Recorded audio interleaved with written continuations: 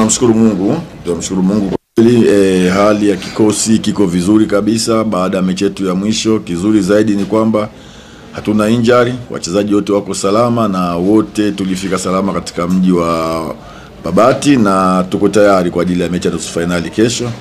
Tunajua haitakuwa mechi rahisi, lakini lengo letu ni kucheza finali. Kwa hiyo pamoja na ugumu wa mechi utakao kuwepo, lazima tupate matokeo kwenda kucheza finali.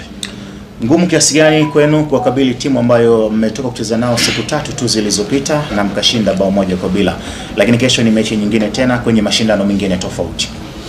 Ya, ni ngumu. Ni kweli ukiangalia mechi baada ya siku 2 tumetoka kucheza nao na tuliweza kushinda kwa goli 1. Tunakuja kukutana nao tena katika mechi ya nusu finali.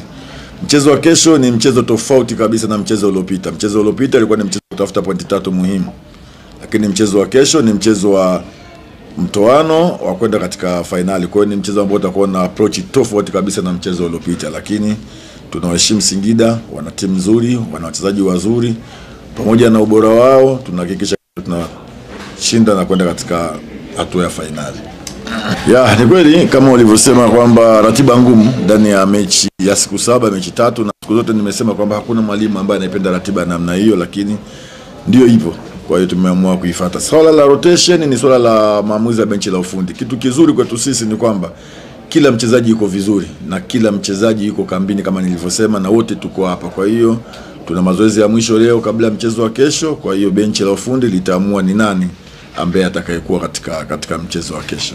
Ya, sisi tunashukuru kwanza tunakuja kucheza katika mji ambao sio wageni tena, kwa sababu tayari tunacheza katika pichi ambayo tumetoka kucheza katika mzunguko wa pili wa ligi. Kwa hiyo sio wageni wa pichi, tumekuja katika sehemu ambayo tunaitambua. Nimeshasema toka mwanzo jamani, Singida ni timu nzuri, ni timu ambayo ina wachezaji wazuri kama walivyoniambia.